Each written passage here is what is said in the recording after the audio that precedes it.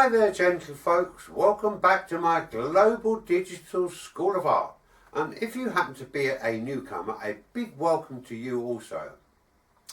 Right now, today's lesson, when I say today's lesson, it is a four-part program, and it is very long, very detailed and very demanding on you and your time. But hopefully, if you can bear with me, you will pick up one or two little useful tips on the way, because as artists we all have this tendency, we want to tackle a human image, and it is a very, very difficult area because we're all experts at looking and criticising each other's faces. So be it on paper, it's going to be no different. Somebody's going to come along and they're going to criticise. But you've got to manage to overcome some of this, because it is not the actual person. When we talk about portrait, it's not the actual person, it is your impression of that person, and that's all it can be within the skills which you've actually got. So get yourself comfortable, take this in little bite-sized pieces, because if you try and watch it in one hit, you'll choke on it. So what more can I say other than, look, I don't know if I should say this, but as parents, if we had to design our own babies, take my word for it, this 4-hour lesson would be very short, and tutors like myself, I would actually be making more money than dentists, plastic surgeons, or even ball players. But that is not the case, so let's laugh it up and go with the flow. Enjoy.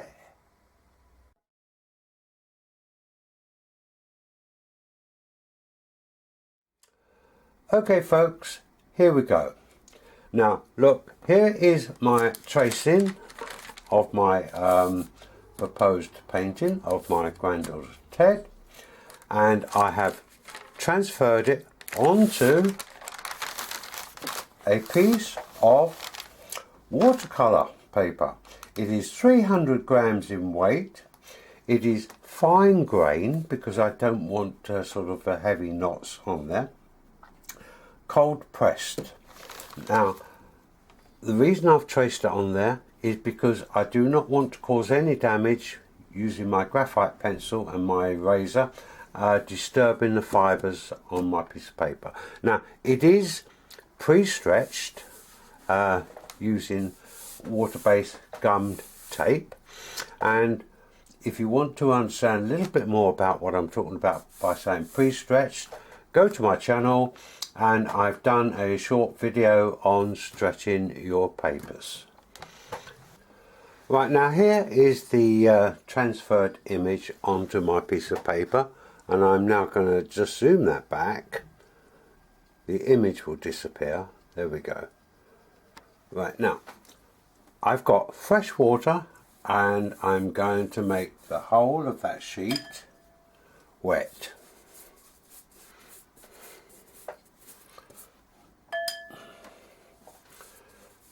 Now you can see the reason why I pre-stretched this paper. There we go. Right, I will now leave that to start to dry off damp. Right, now before I get this painting underway, I will give you a little rundown on what I'm actually using here. Now look, here's my little palette, and on here I have got an ultramarine blue. If you haven't got ultramarine, cobalt blue will do. It's just a little bit brighter. And I'm turning that into a wash, and then what I'm going to do is I'm going to let me just put this wash on a piece of paper so you can see it. Right, it's not very strong. I'm now going to take a little bit of, can't see that, a little bit of cadmium red. There we go. And I'm going to push the two together. And what I'm actually doing here is I'm making a blue-grey wash. I'll just run that alongside there, and I'll show it to you.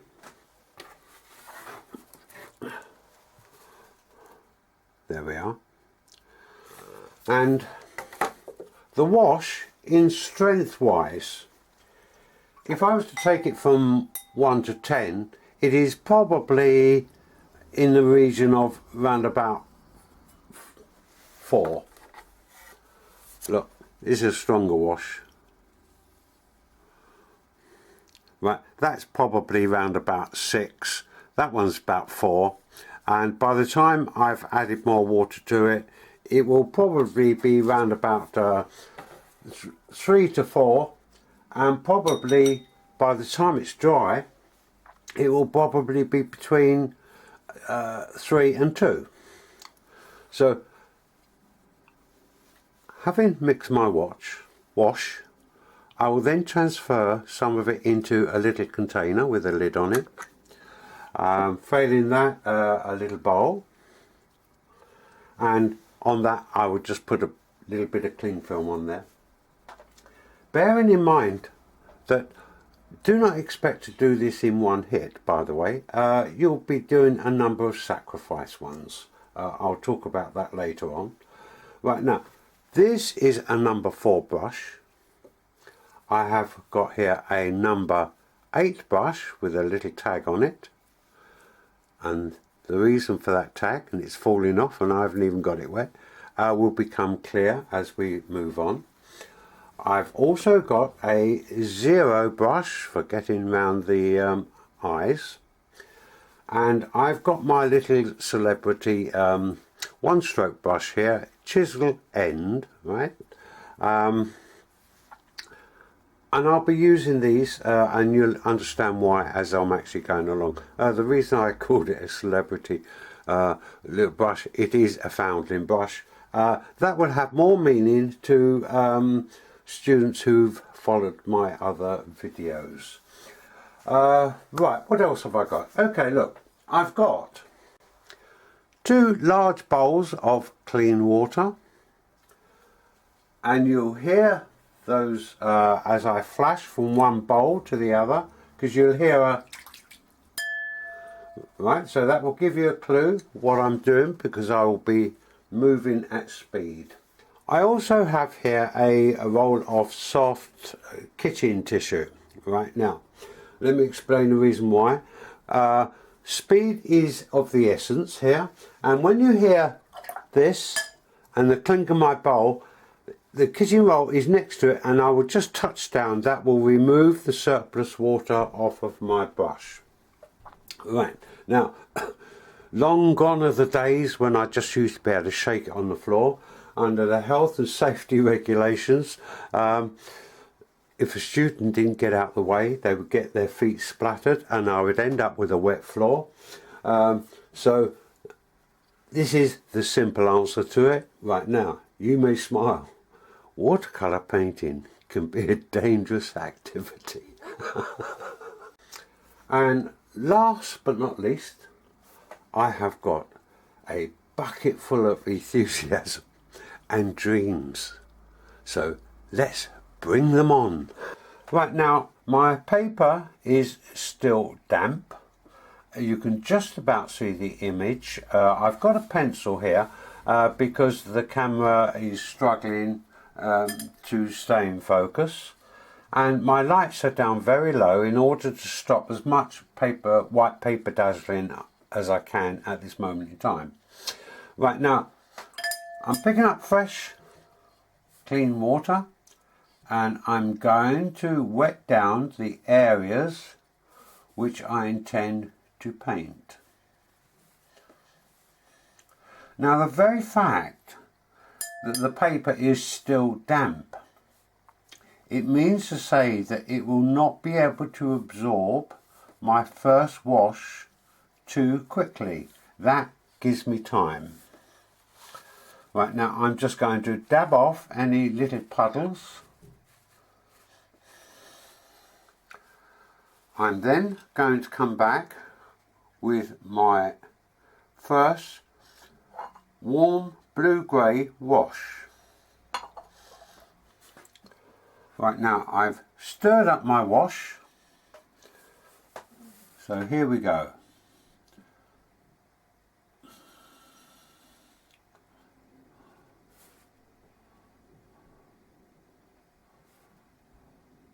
Right, now I'm watching that very carefully because if it starts to run away, I will very quickly prevent it just by picking it up with a little bit of water. And now look, I'm going to come back now with my big brush. Now you can see why I've got the tag on there. No, you can't, because I'm missing the screen. You can see why I've got the tag on there is because look, I'm coming out of the highlight areas and I'm rolling the brush back. In other words, I'm rolling into the wash. Look, into there.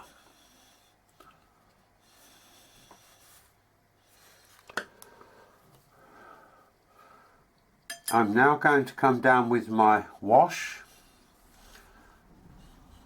down the side of the face.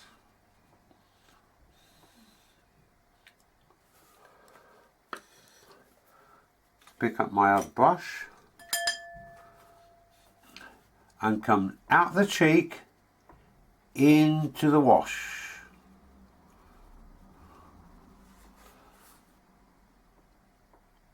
Now this brush twisting is important. And these are the bits you don't normally see when you watch an artist flashing their brush about, because they haven't got a tag on it and you don't actually see it happening. Right, now I'm coming round now to the bridge of the nose and I'm just putting on a little bit more fresh water around the forehead. And I'm going to make sure that water doesn't run down to the tip of the nose because I want to retain the highlight there. He says, I've now lost my brush.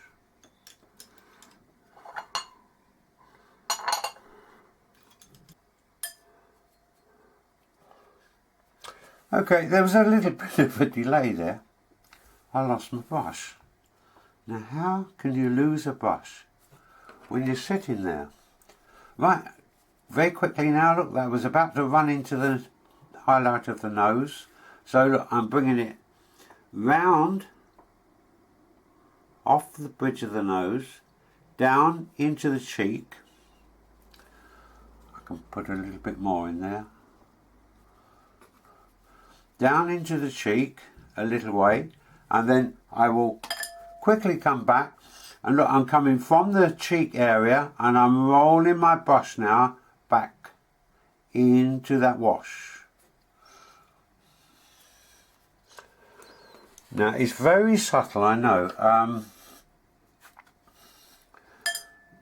but I will slowly start to build this up so it won't be quite so wishy-washy. I'm just wetting the area I'm proposing to paint again.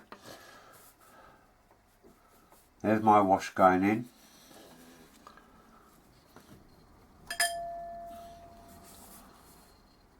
Rolling it around. So I was holding the other brush in my mouth so I didn't lose it this time. Rolling the brush around. And of course I couldn't talk.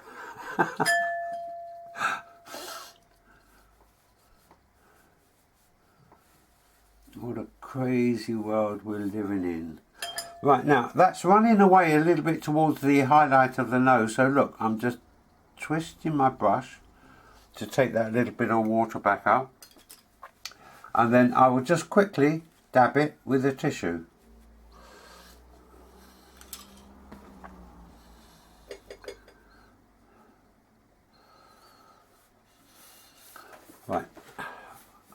going to come down to the neck. So hit my water. Water the neck. Now look, I'm taking my brush down to the actual neckline of the little t-shirt there, so that when I come to put my wash on, it won't run into the t-shirt. Stir my wash as I'm going. Must keep stirring that wash.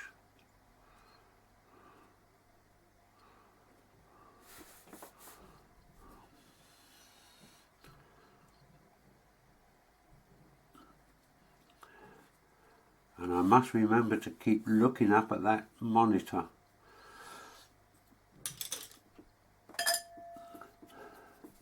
Look, back with my brush again. I can take that wash round and I'm twisting it now as it goes into that darkened area.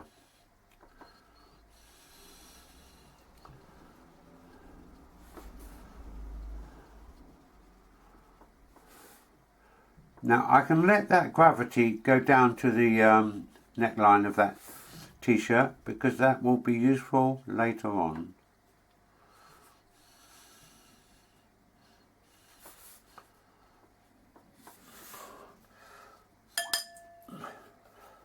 But I don't want it to run away, so I'm just, it's gone. You can just see it was just starting to run away there. Okay, right, let's get round this nose. So I'm going to put on some water.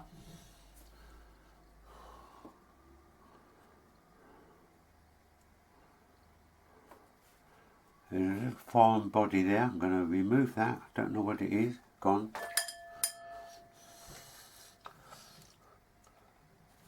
Touch down with my tissue. I don't want that to run away from me.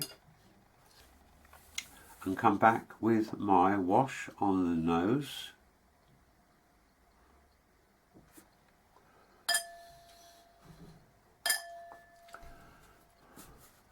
Get control of it now. And look, this little, my head was in the way, and this little section, I'm going to run it away, running in to the cheek. There. And then I'm going to come back, I'm going to roll it out of the cheek so that I don't get a little line there. Right, coming over towards the mouth, under the lip.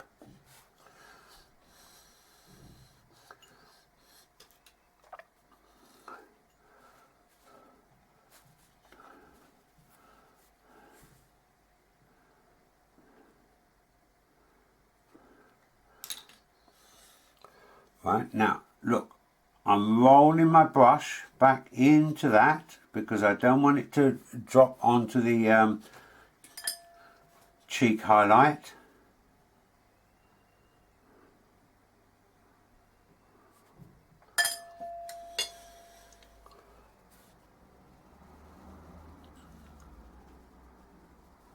Just watering the bottom of the chin there, because the highlight, I won't get a highlight unless that chin actually goes back in.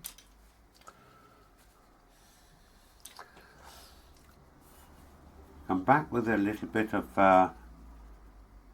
my wash on there. Back with my big brush. And just water it off. There we go. Right, now I think I can now move my pencil and zoom in just a little closer. There we go, now you can see it.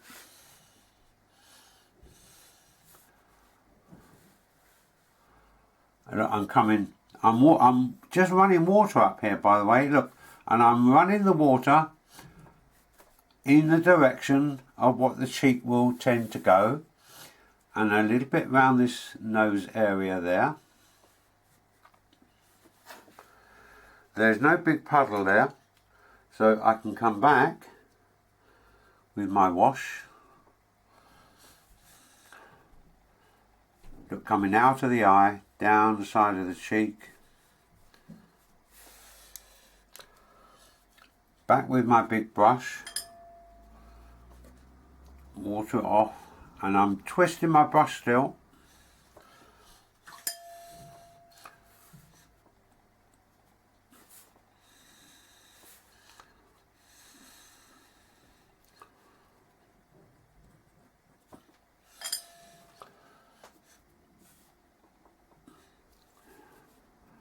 Winding my brush up. Look, I'm twisting it as I go up towards that cheek area. Round that nose area I'm going to go now.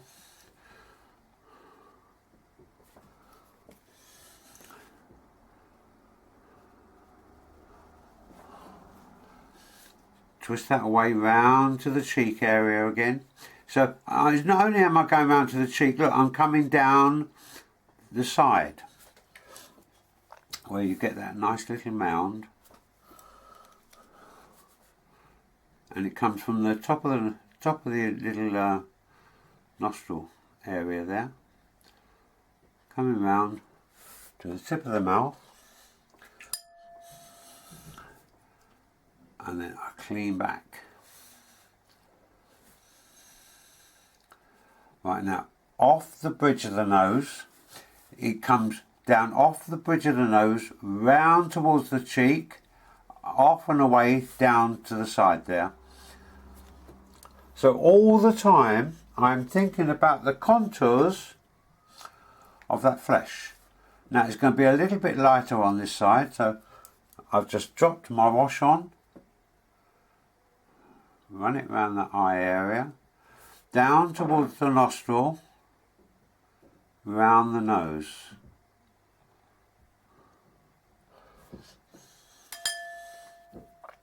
Now it helps if you do your homework before you start, so you understand where these little contours are. And you will need to look at a child in low light in order to find them, because in daylight you won't see them. They're there, but you won't see them.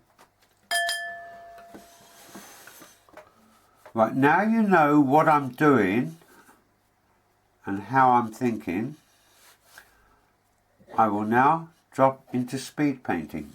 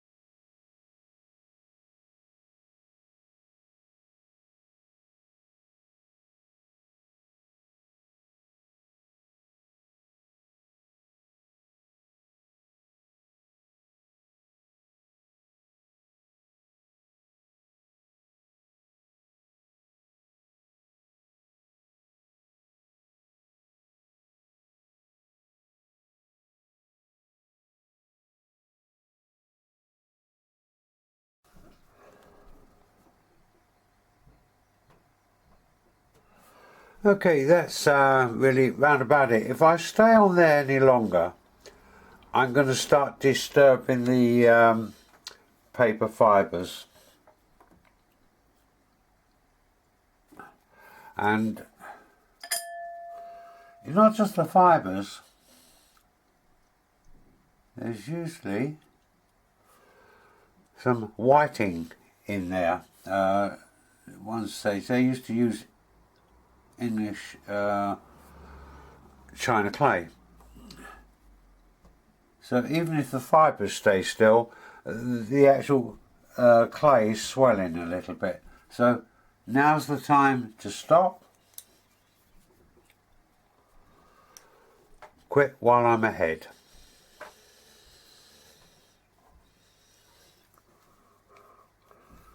He says, just doing that last little bit by the eye. I can't see that from where I'm sitting, but I looked up at the monitor and obviously it's much larger for me on the monitor. There we go. And another little white hole there on the nose. So I shall just fill that in. Fiddling now. So time to stop fiddling.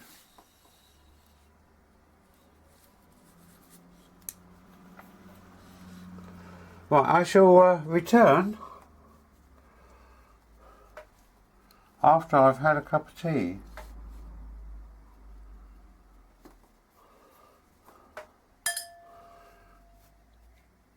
Not going to get round to getting it at this rate. There we go. Round the cheek again. Yeah, I'm starting to cause more damage than I am corrections now. It's because I've been hanging around on there far too long.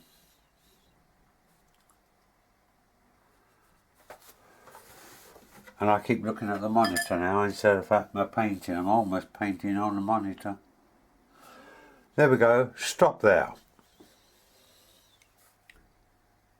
That's the problem with the monitor. Look, I can see things which I can't normally see.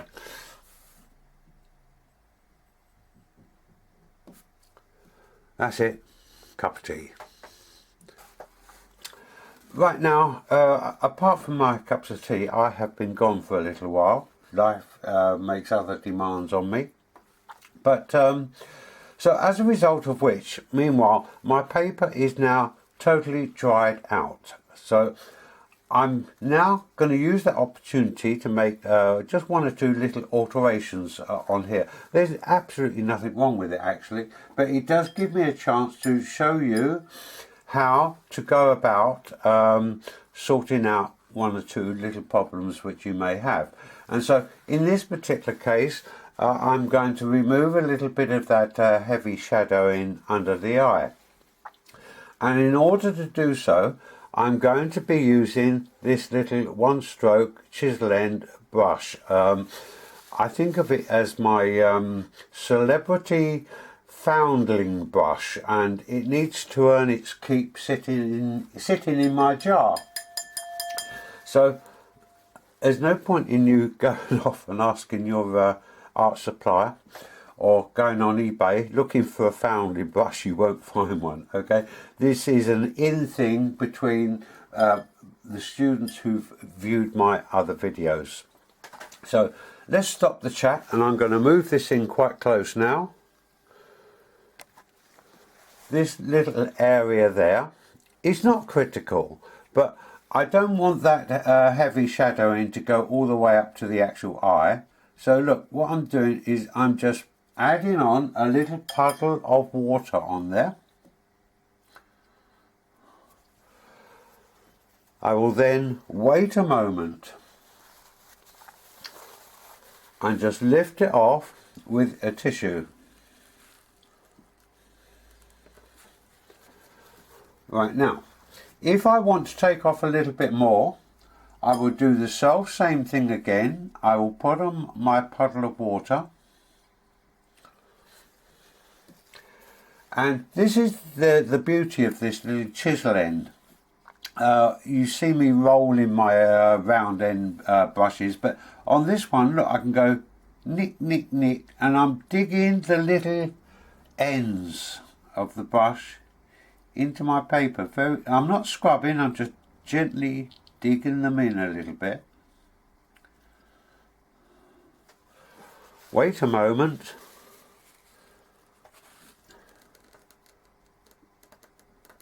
Lift off.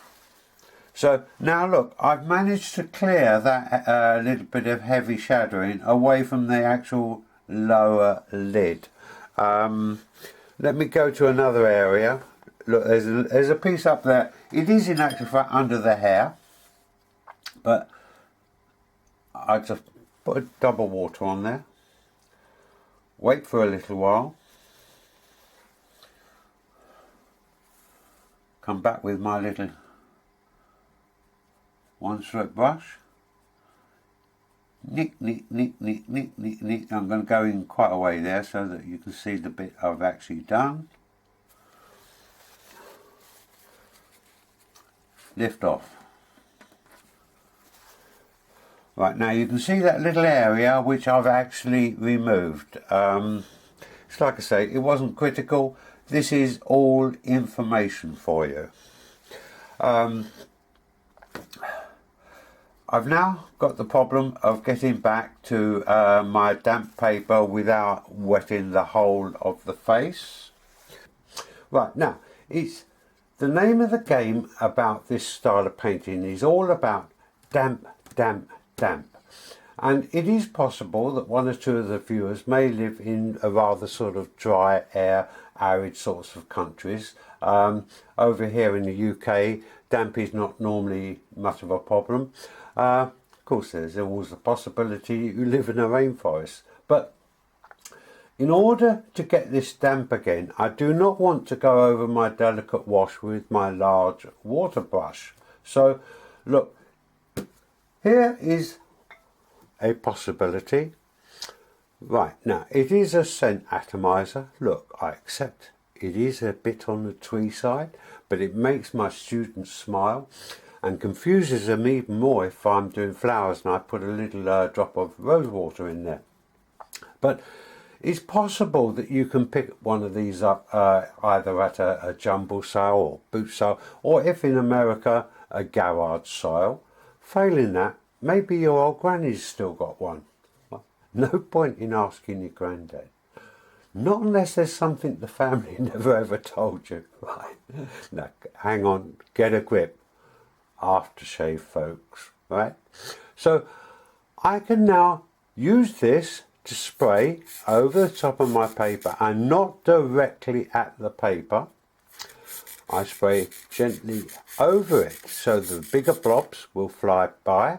I will keep that up until I've got damp paper, and if I do get some blobs on there which may disturb my little watercolour, I'll just lay a tissue over very gently, ease it out. Problem solved. I've now got damp paper again. Now, if you cannot get your hand on one of those little scent things, a standard plant mister will do exactly the same job. Right, now I'm now about to mix up the Freshwater, and the main body of this is going to be a cadmium red, and I will add just a touch of crimson to it. I think you can just see the change in colour there, and it is just a little touch, and also just a little touch of pale lemon or cadmium yellow.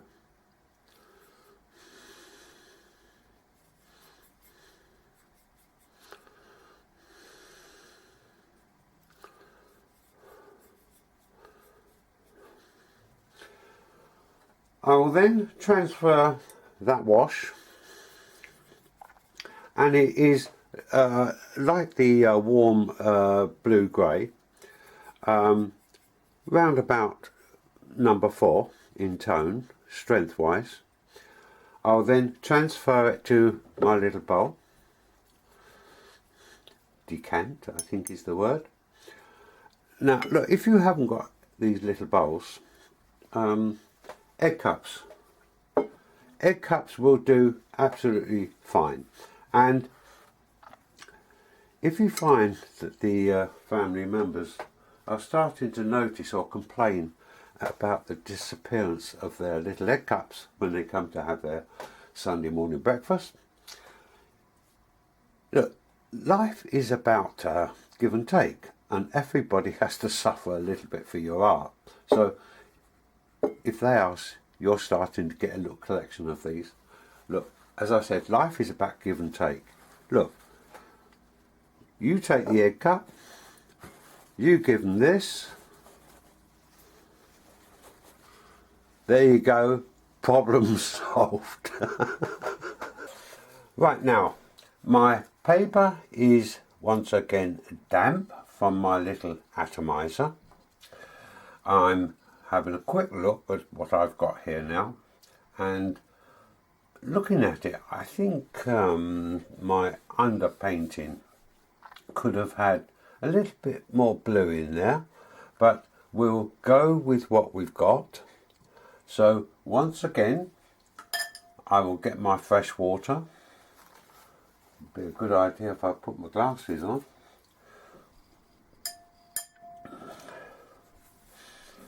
And run my fresh water over the areas which I intend to paint. Now look, when I'm watering this down, now look, I'm going in the directions of the flesh. I'm not going across with that big brush. So I'm keeping control.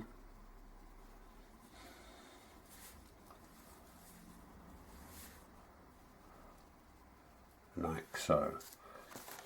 I will very, very gently wipe that off. Right, now I'm going for my wash, and I'm going to make sure it's well stirred up, because I think I might have said this once before.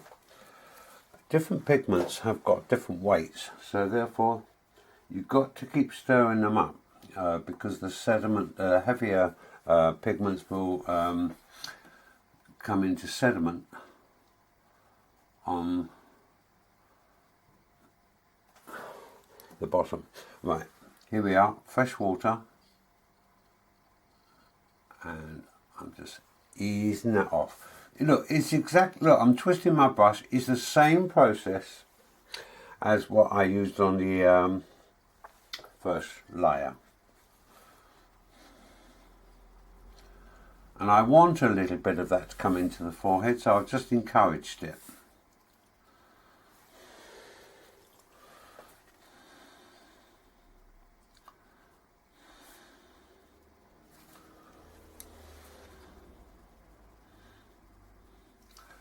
Going to encourage it to go around there as well.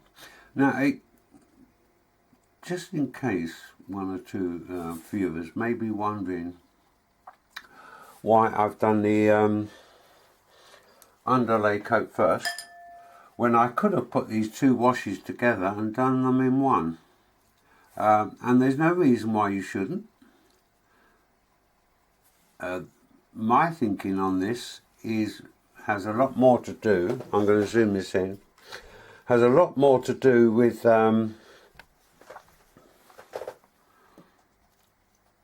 this second flesh wash will go over areas which are not contaminated by the blue-grey. Here, for instance. Okay, it's contaminated there, but not here on the puffy little bit of the actual eyebrow.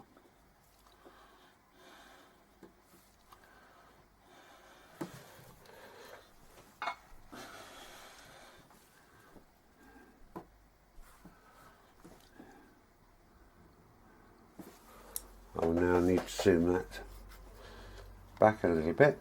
or you won't be able to see what I'm doing.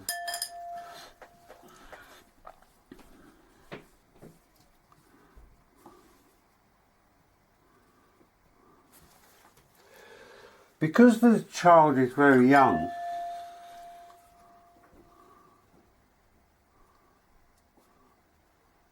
everything is very delicate. So if the child was a little bit older, I could be a lot braver.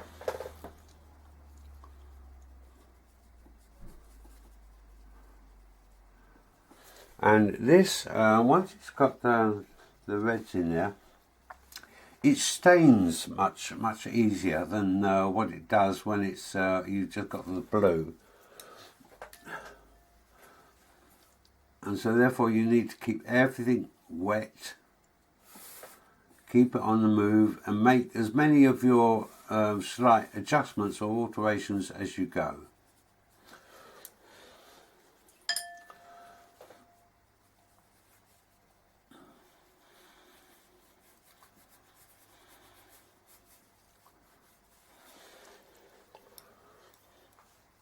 Right, now I don't mind it being just a little bit heavier down by the cheek area, because that we want cheeks on this child. Right, I'm now coming around the nose. Once again, look, I'm avoiding that the highlight.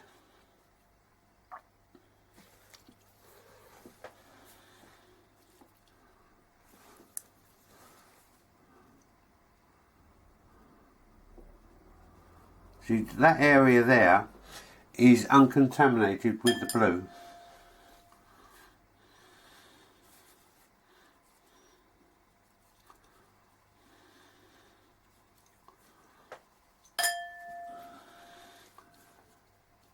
And I'm just removing that centerpiece there to get that little highlight on the gentle bridge of that nose. Right, now, as I come down near the mouth,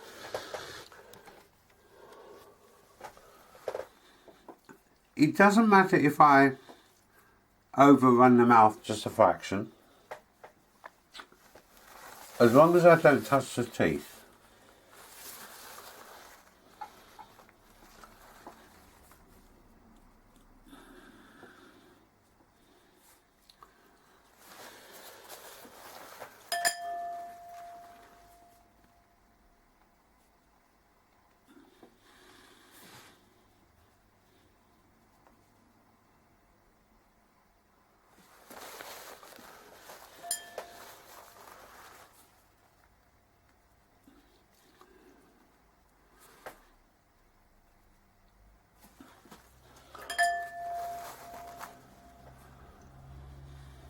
Got a little bit heavy under that eye, seeing as I'd removed the blue. So I'm going to remove it now while I can.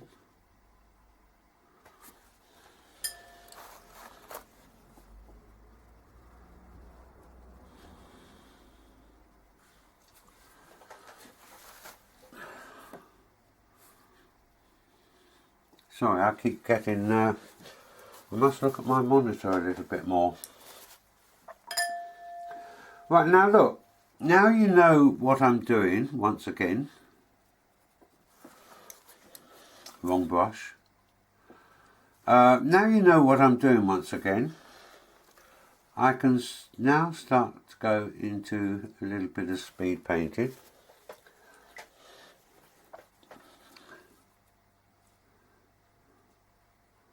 And stop some of my chatter.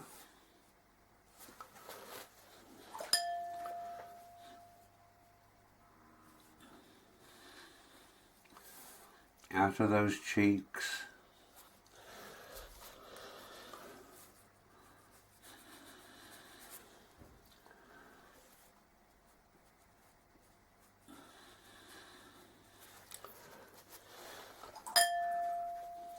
Twisting my brush.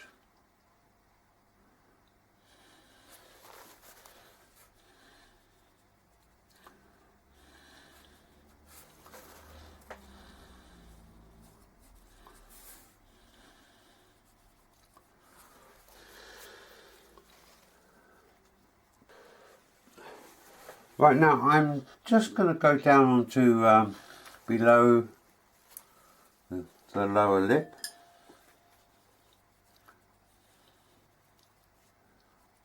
And around the neck. Just going to touch down on that, because when I come around with the flesh tone here, I don't want that to run down onto the highlight of that chin. Rolling my brush around now.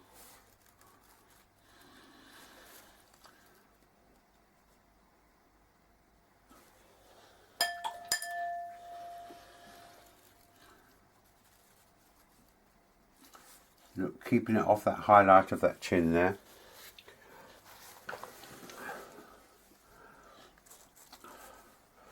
Now, down around the neck.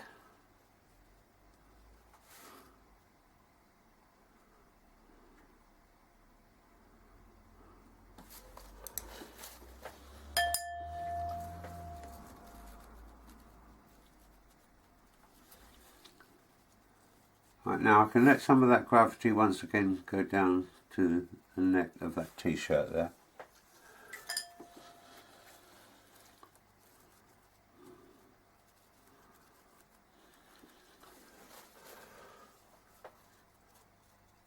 And while I'm here, I also want, look, I've come out under the lower lip. It's going to come out into the highlight of the chin there. And I'm not going to get a highlight unless it goes back under the chin. So there's going to be just a very gentle one going in there. Wash that back. I can let that run. If it run into the neck, it's not critical. The most important thing is that I keep that highlight.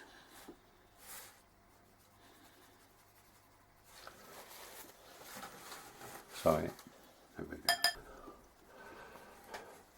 Right, now this one came out just a little bit hard, so look, I'm just going to ease it back. It's like I say, it's very stainy, this red. There, we'll just stain that back a bit. Okay, on with the speed painting.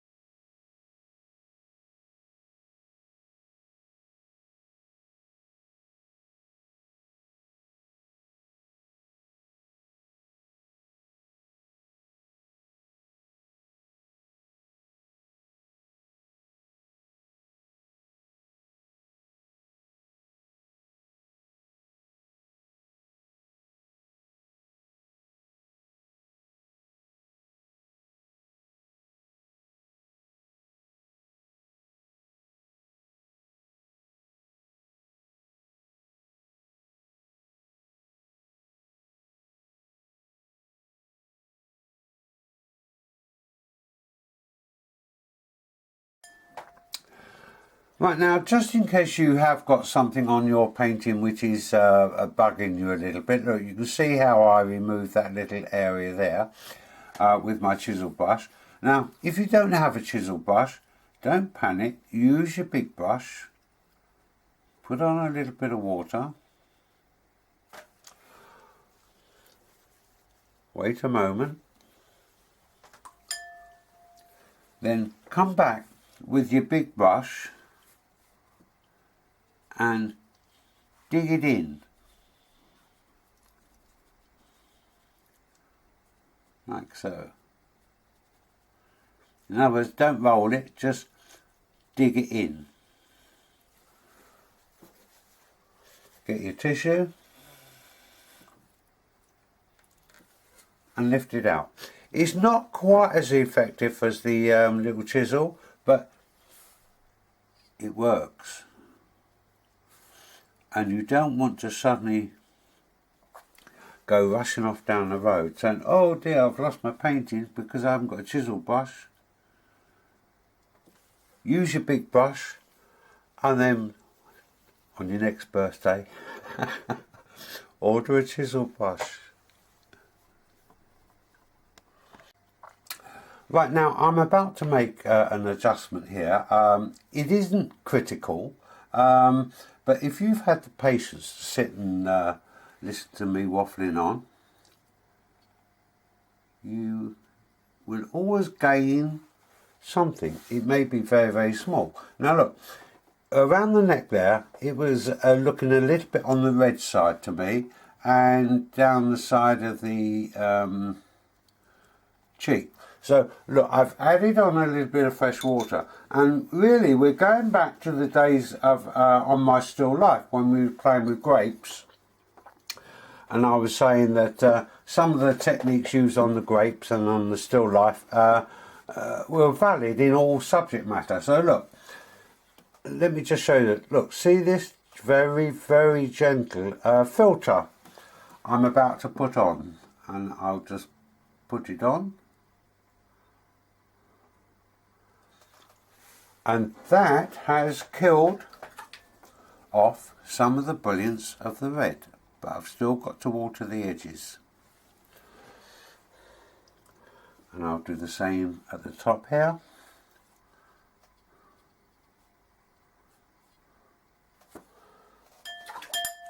Once again, water it off. Now it's only made an alteration of a very slight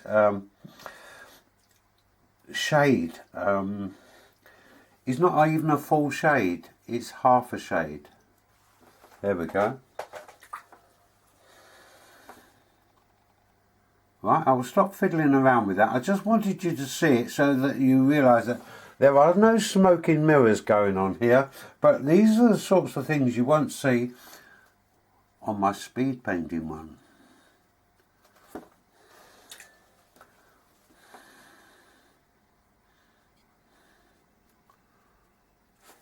And you may find it helpful when you're working on your own. Right, now on this next layer I'm going to add a little bit of colour to the cheeks. Now this is my alizarin crimson, and here is my cadmium red.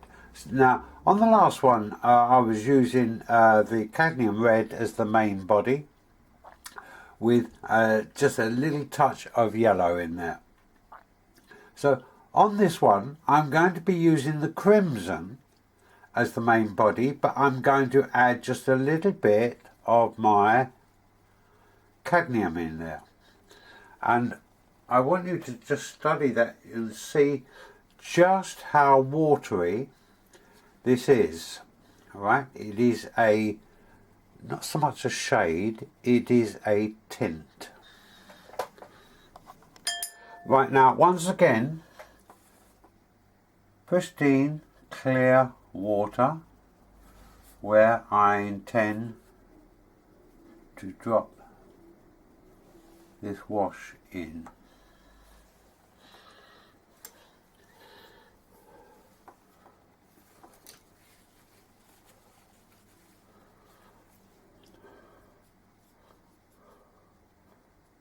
I've left a lot of water on there. All I did in actual fact was just stop the puddle.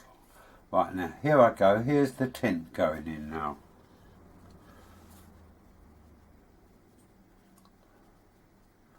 Decide where it's going to go, and I need to keep my board fairly flat on this one because I don't want that all running away down to the bottom end there. I just want to add that little bit of colour to the cheek. Struggling here.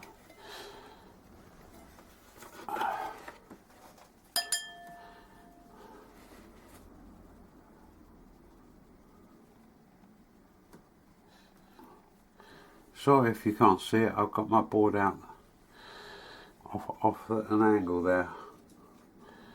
Right, now I'm now going to do the same thing on the other side.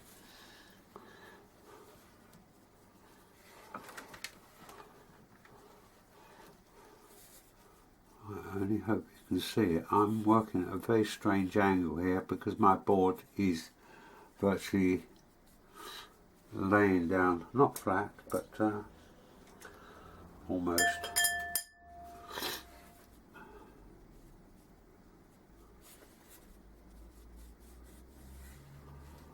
Right, I think, looking at the monitor, I think you can just about see that.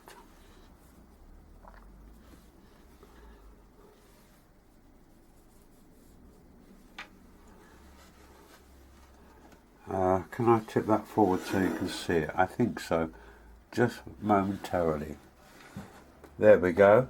Right, now it's running down towards the chin, so I need to put my board back up and control that back up again. There we go. Right, I shall come back when that's dried off just a little bit.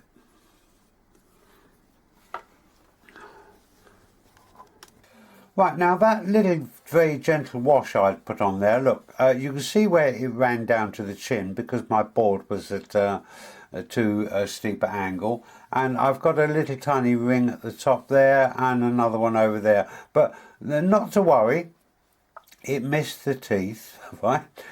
Look, you see it, just sheer like that. But I'm now getting fresh water because this is now damp, and look, I'm using my chiseling brush, but a slightly better quality one than my foundling.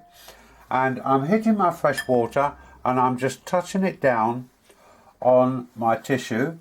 And now what I'm going to do is I'm going to run this brush around in the directions of which the flesh wants to go. Now I've gone down once, I'm now going to come down twice.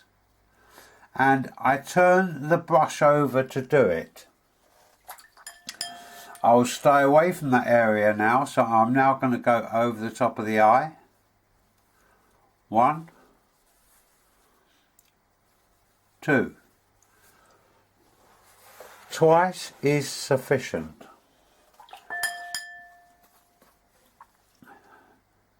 Coming down the side now. Once. Turn the brush. Twice.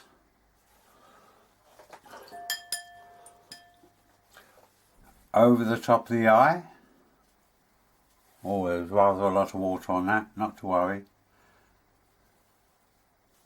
Twice. Now what I'm actually doing here is that these highlights, which I've been avoiding by the way, I'm now floating over them.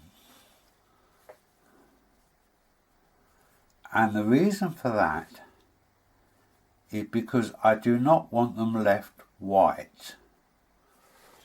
So there is a highlight, but it's a flesh tone white on there. So the only white I will have left on there is going to be the whites of the eyes, which I will tackle later, and the teeth.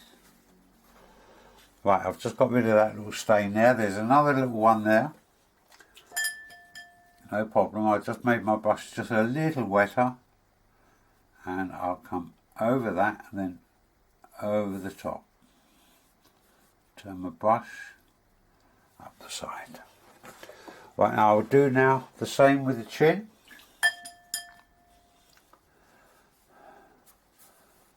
Because I've got a stain, I've got a little bit of extra water on there, by the way. So I'll just hit that with the water.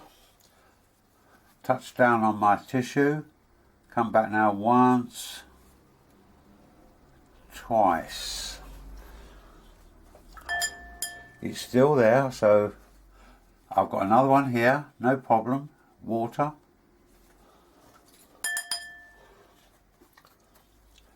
And I will come over the highlight of the chin. And each, look, when I do that, it picks up just a little bit of colour and I'm taking it back again.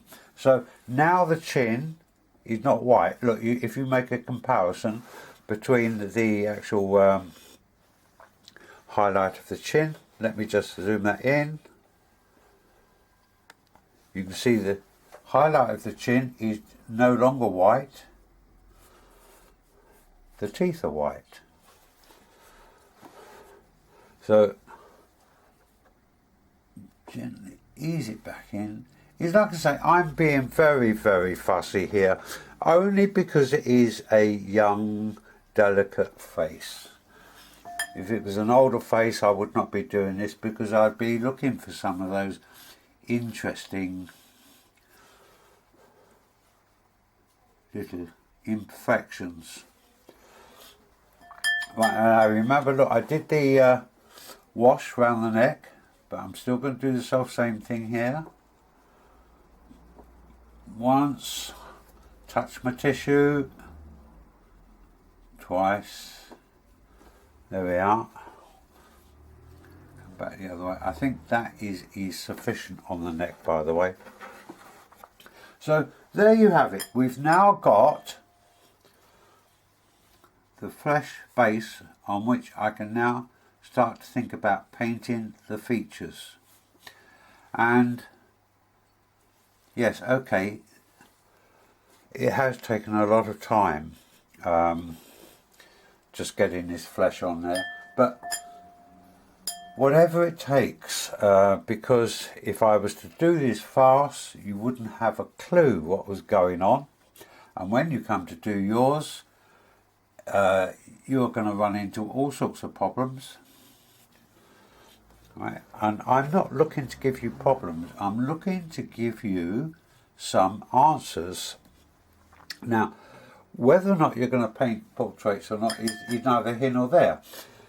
Just in the process of watching this, you have a better understanding of what you're looking at when you look at some of the other videos on the YouTube. Right, I will be back in a moment, because I've still got more to do. I need to get rid of this white so that I can stop this white paper dazzling. I'm now about to knock out all the white now to help stop some of the white paper dazzling. Hopefully then I can turn my lights up a little bit. And look, I'm using my big brush because look, I'm not disturbing anything on the face. And while I'm zoomed back here, it's going to give you a chance to see, look, there is quite a lot of camera distortion going on here, down the sides and along the top. So look, if I tilt my board in favour of the camera, there's still distortion going on, but you can start to see what it is that I see. Let me just zoom that in a bit. And if I tip that back, you see the distortion there.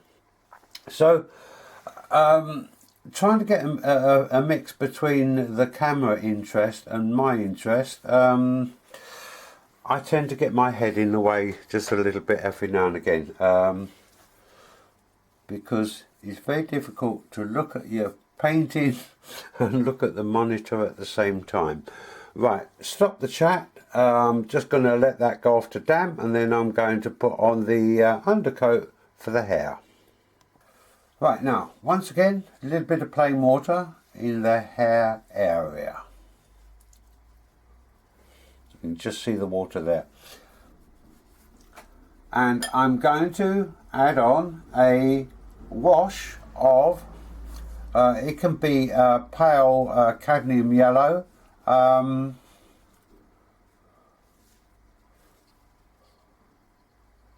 forgotten the name of the other one. Ridiculous. Cadmium yellow, or how about that? I happen to look at my lemon yellow. Oh, there you go. Look, it's not just I don't just get a distortion on my camera and my painting. I get a distortion on my thinking. Look, it's very faint, but nevertheless I'm still going to roll it back in to fuse the outer edges.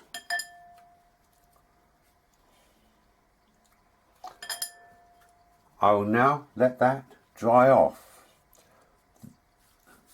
The purpose of this underpainting the hair will become obvious once I start to paint the hair. Right, that little blob there, I just picked it up with my tissue, by the way. The yellow has now dried off to damp, and I'm back with my big brush again, and I'm going to wet my paper once again. And look, I'm coming around the edge of the t-shirt because I'm going to put a wash on, and hopefully it won't run over the t-shirt, and if it does, I'll just knock it back with my brush. There we go. Right, now while it's still wet, I'm going to put on what I would consider to be a loose wash of blue. And look, you can see it running away there. Pick up a lot more water and running it up to the top there, and it's getting weaker as it's getting up to the top. And I will just run it loosely around the t-shirt area into the hair. I know it's going to turn just a little bit green, but there's nothing critical there. And I want this just a little bit fragmented. So look, I'm just plonking on a little bit of water here and there.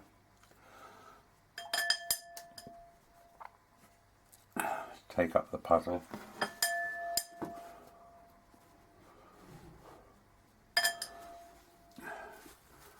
Such a lot of water.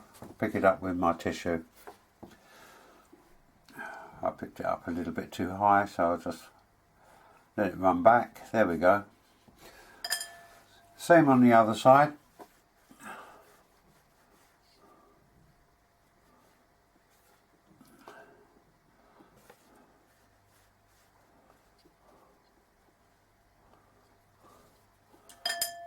Pick it up with water.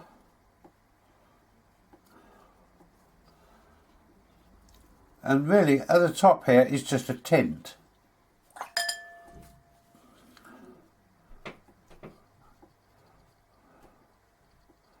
Okay, I'm letting it run away from the top. Look, you can just about see it there.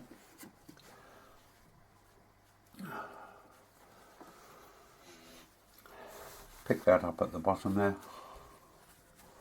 There we go.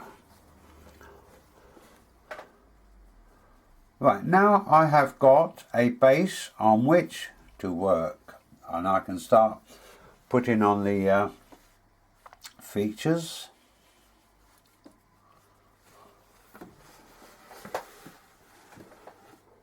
Right, now that's taken a long time for me to reach this stage. Hopefully you would have been taking this in little bite-sized pieces, or if you've been sitting there for an hour, now's the time to get yourself a cup of coffee or whatever it is you enjoy. Go off and sit in a dark room and recover. And all going well, I will see you on the next part 2 of this video. Hopefully. Bye-bye, folks.